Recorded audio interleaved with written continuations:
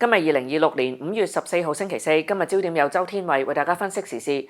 今日會同大家講一單大事，就係美國總統特朗普訪華。我哋會睇一睇美國想喺中國手上攞到啲乜嘢，美國嘅政界背後又有乜嘢嘅盤算？今日會同大家講下嘅。美國總統特朗普琴晚5月13號就抵埗，今日就正式展開訪問嘅行程啦。今朝就同國家主席習近平會晤。習近平就表示，佢同特朗普贊同將構建中美建設性戰略穩定關係作為中美關係新定位。習近平就強調啦，中美之間嘅共同利益大過分歧，中美各自成功係彼此嘅機遇，中美關係穩定係世界嘅利好。雙方應當做夥伴而唔係對手，相互成就，共同繁榮，走出一條新時代大國正確嘅相處之道。當中最有意思嘅一句呢，就係令到2026年成為中美關係繼往開來嘅歷史性標誌性嘅年份。呢一番說話反映咗中國嘅善意。但係中國絕對唔會任美國予取予求。對於台灣地區嘅問題呢，習近平就講得好清楚，呢個係中美關係入邊最重要嘅問題。處理得好，兩國嘅關係就能夠保持整體穩定；處理得唔好呢，兩國就會碰撞，甚至係衝突，將整個中美關係推向好危險嘅境地。呢一番說話兜口兜面喺特朗普面前將條紅線畫晒出嚟，你唔好再扮睇唔到啦。不過對於美國政客嚟講，佢哋捨得放棄借台灣地區搞中國咩？佢哋背後嘅軍工複合體又捨得放棄台灣地區政府呢一隻軍購大肥羊咩？或者好似唔少分析都講，特朗普會願意縮開台灣地區隻黑手嚟換取北京喺伊朗問題上邊嘅幫手咩？美國牌又唔係靚，又唔肯付出，大家又覺得可以傾出啲乜嘢成果呢？喺呢段時間，唔同嘅傳媒就放風，但係其實要到中美有正式嘅公佈或者係文件，一切先至係真正嘅結果。當然啦，仲要睇下美國乖唔乖，會唔會守信用。我哋睇翻轉頭，點解咁多專家認定今次嘅 Donald Trump 訪華好難有乜嘢嘅實質嘅成果呢？之前我哋都講過好多次噶啦。美國而家 no cards， 冇乜嘢牌可以打。今時今日嘅國際環境同特朗普9年前訪華已經有非常大嘅分別啦。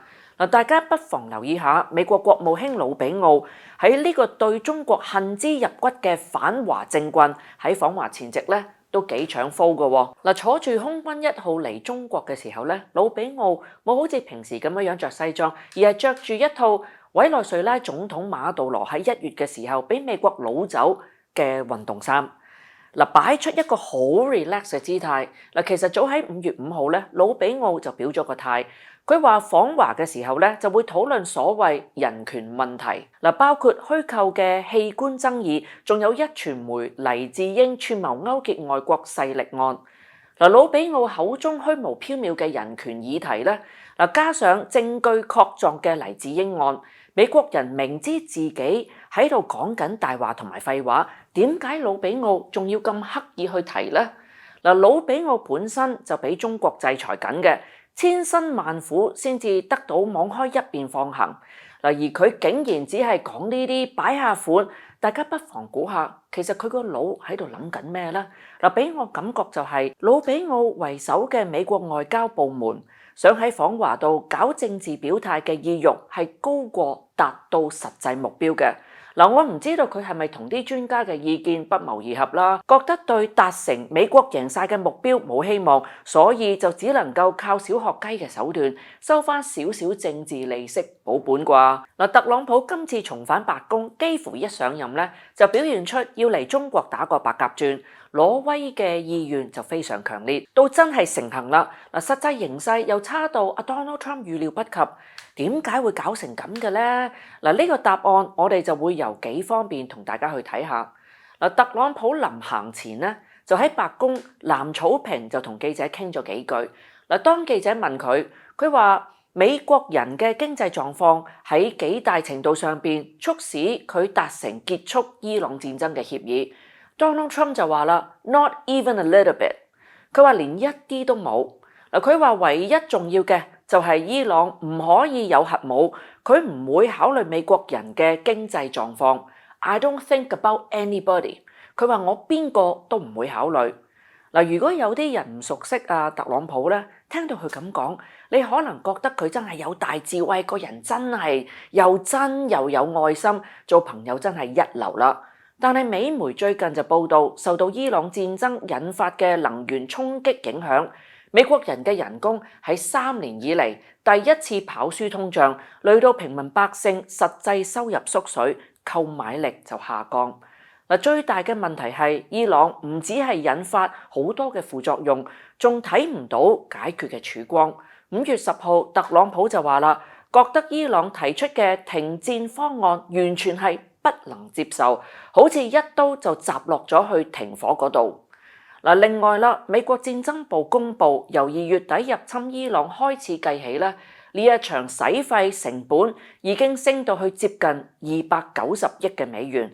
比起4月底，即係2個禮拜前嘅估算，升咗差唔多40億嘅美元，升到仲快過好似火箭咁。喺5月12號出席國會預算聽證會嘅時候，戰爭部就解話啦，佢話新增嘅成本就包括維修同埋更換裝備嘅費用，仲有行動費用，但係呢一條數咧就唔包修復打伊朗嘅時候嗰啲受損設施嘅費用啦。簡單啲講，條數咪真係假嘅咯。真實開支絕對唔止咁少啊。呢個時候戰爭部長咧赫格塞斯竟然仲好意思話已經控制咗霍爾木茲海峽。在場嘅議員即刻反問啦，咁你點樣重開啊？當然就係冇答案啦。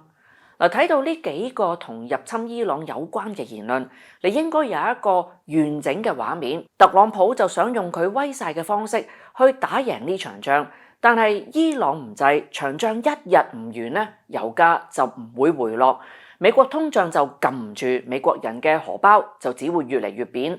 但係特朗普唔 care， 或者佢 care 唔到啦。而場仗維持越耐，成本就越大。戰爭部班友仔咧出盡全力去做手腳撳低條數，但係似乎就唔成功啦。一場伊朗戰爭夾住晒成個美國。特朗普訪問嘅係中國，但係真正嘅問題就係伊朗。喺坐空軍1號嚟中國嘅途中咧，魯比奧就接受 Fox News 嘅專訪，佢話中國嘅利益因為霍爾木茲海峽航運受到阻礙而受損。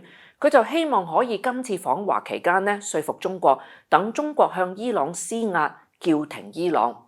好明顯佢就係調翻轉頭嚟講，完全迴避咗美國喺海峽度而家形勢幾咁惡劣。其實你點樣表達，你都係需要中國幫手解套嘅。呢個先至係美國真正嘅原因。大家覺得美國仲面臨緊乜嘢嘅危機呢？有幾需要今次中國幫手呢？歡迎你哋留言同我分享下。今日焦點嚟到呢一度，聽日再同大家見面，拜拜。